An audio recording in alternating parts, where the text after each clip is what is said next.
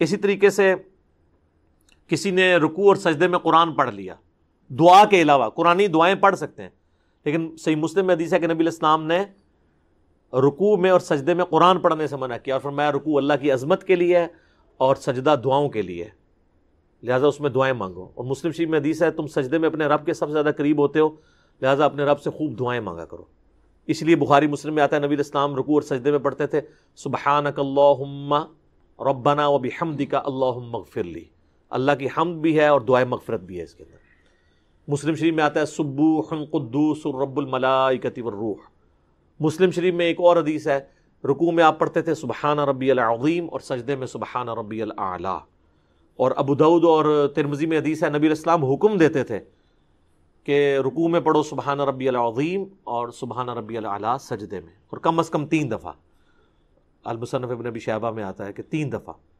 ابن ماجہ میں بھی ایک کمزور روایت ہے لیکن اس کو سپورٹیو ہے کہ کم از کم 3 تسبیحات آپ نے پڑھنی ہے، چاہے سبحان ربی العظیم 3 دفعہ پڑھ لیں، یا ایک دفعہ سبحان ربی العظیم، ایک دفعہ سبوح قدوس رب الملائکۃ والروح، ایک دفعہ سبحانک اللہم ربنا وبحمدک اللہم اغفر لی، تو 3 تسبیحات پوری ہو جائیں گی۔ یہ کم سے کم ہے، زیادہ تو آپ جتنی مرضی پڑھیں۔ سنن نسائی میں آتا ہے ابو داؤد میں کہ انس بن مالک کہتے ہیں ہم حضور کے پیچھے 10 دفعہ بھی تسبیحات شمار کر لیا کرتے تھے، طاق کی بھی کوئی شرط نہیں ہے، 10 تو ایون ہوتا ہے۔ تو اگر رکوع اور سجدے میں ادر دین دعاؤں کے آپ نے قرآن کی تلاوت کی تو سجدہ صاحب واجب ہو جائے گا۔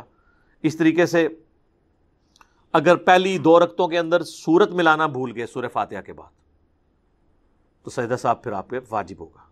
آخری 2 میں بھول گئے تو خیر ہے، ایون سنت کی بھی، ویسے ہمارے ہاں تو ہے نا کہ فرض میں نہیں پڑھنی، سنت میں بھی آخری 2 رکعتوں میں کوئی بھول گیا تو کوئی مسئلہ نہیں ہے، سجدہ صاحب نہیں ہوگا۔